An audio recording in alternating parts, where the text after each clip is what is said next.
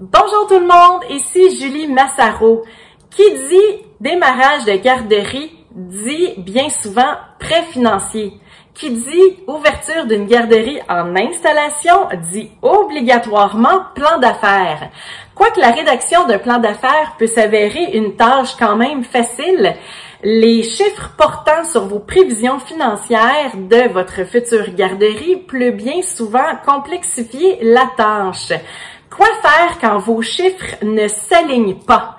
Dans le fond, quoi faire quand vous additionnez vos chiffres et que vos prévisions financières indiquent un déficit au lieu d'un profit? Voici quelques petites pistes qui pourraient vous aider. Alors, premièrement, ne gonflez pas vos chiffres. Vos chiffres qui figurent dans votre plan d'affaires doivent refléter la réalité le plus possible pour justement que vous puissiez voir si votre entreprise sera rentable ou non.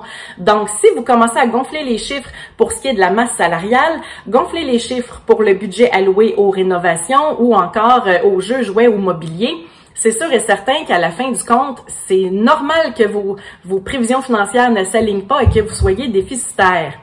Deuxièmement, rentabilisez vos ratios de personnel éducateur versus nombre d'enfants. Donc, on se rappelle que pour la pouponnière, c'est un personnel éducateur pour 5 enfants. Pour le groupe de 18 mois jusqu'à 3 ans inclusivement, c'est un personnel éducateur pour 8 enfants. Et le groupe des 4-5 ans, c'est un personnel éducateur pour 10 enfants.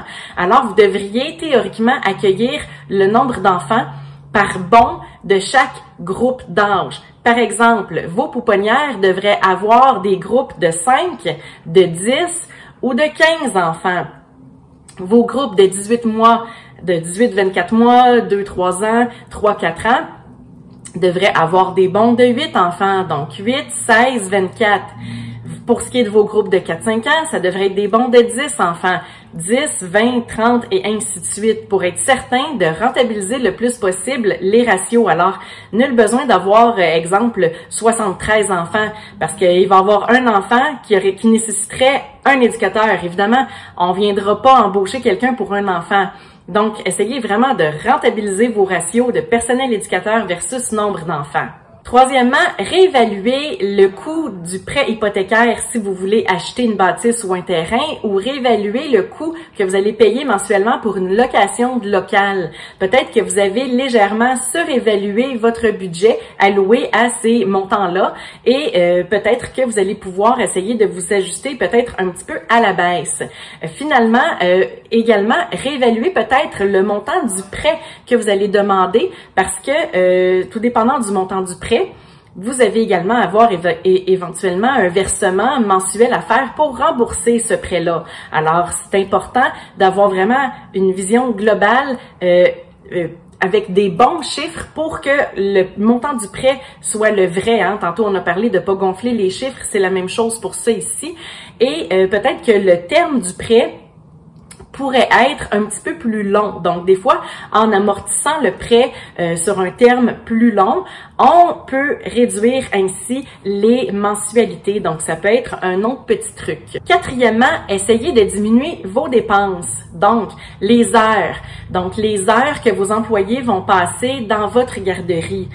Vous n'êtes pas obligé d'avoir toute votre équipe sur place dès l'ouverture, par exemple, le matin. Les enfants vont arriver tranquillement pas vite, alors nul besoin d'avoir toute votre équipe à partir de 7 heures le matin, par exemple.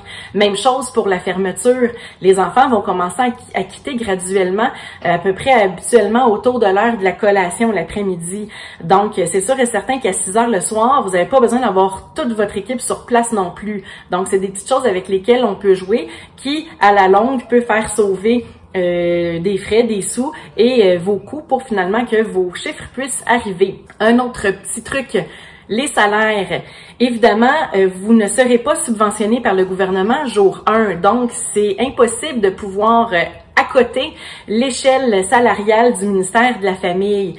Allez-y selon votre budget, allez-y avec un salaire juste, pas trop élevé parce que sinon vous serez pas rentable, mais pas trop bas non plus parce que sinon vous allez avoir un roulement de personnel. Ensuite, l'enveloppe budgétaire pour ce qui est des jouets, des jeux, du matériel pédagogique, est-ce que vous pouvez peut-être la diminuer un petit peu?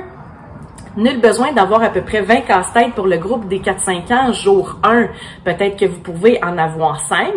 Et après les premières semaines, les premiers mois en opération, vous allez pouvoir acheter du matériel supplémentaire. Attention, il faut juste s'assurer d'avoir du matériel en assez grande quantité pour être en mesure d'appliquer le programme éducatif parce que le ministère de la Famille vérifieront tout ça lorsqu'ils feront leur visite officielle pour l'ouverture de votre garderie. Ensuite de ça, également, l'enveloppe budgétaire pour le mobilier et les équipements. Est-ce que vous avez vraiment besoin d'avoir 20 étagères et 20 bibliothèques jour 1? Ben peut-être pas. Si vous achetez peut-être un petit peu moins de matériel, ben peut-être que jour 1, vous allez pouvoir acheter un petit peu moins de mobilier ou moins d'équipement. Et au fur et à mesure que la garderie sera en opération, vous allez être en mesure de pouvoir procéder à des achats supplémentaires. Finalement, les repas, est-ce que on peut couper un peu le budget par rapport au repas?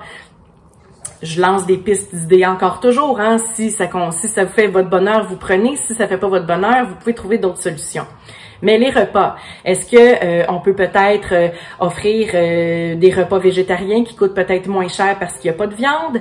Est-ce que le lait, au lieu d'offrir du lait à volonté 3 fois par jour aux enfants, ben peut-être que vous pourriez en offrir juste une fois ou 2 fois ou comme bon vous semble.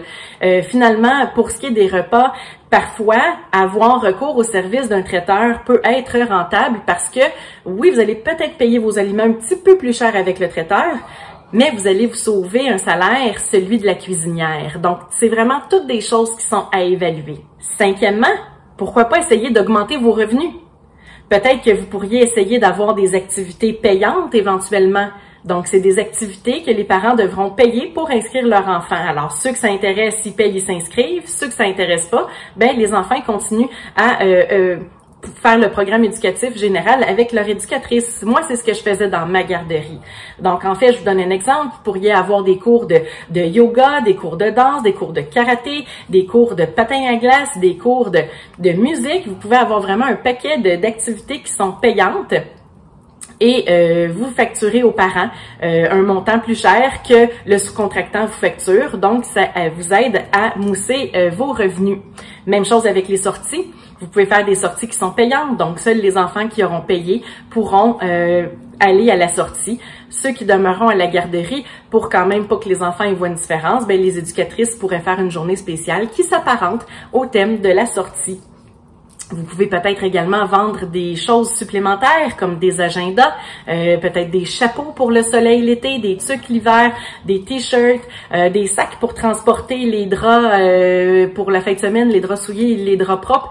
Donc, évidemment, on fait faire des prix et on charge un peu plus cher. Donc, c'est une façon aussi d'aller chercher des revenus supplémentaires. Finalement, peut-être que vous pourriez augmenter le nombre d'enfants que vous prévoyez recevoir dans votre garderie.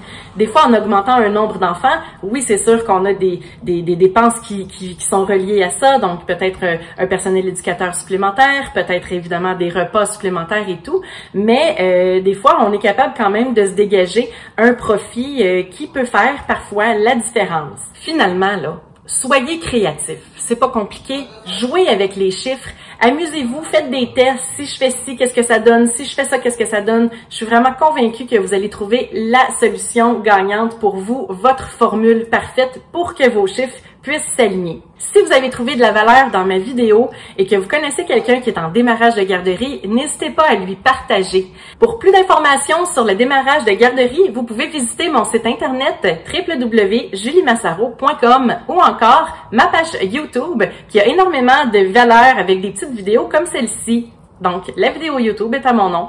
C'était Julie Massaro qui vous dit bonne chance et bon succès dans votre démarrage de garderie et à bientôt!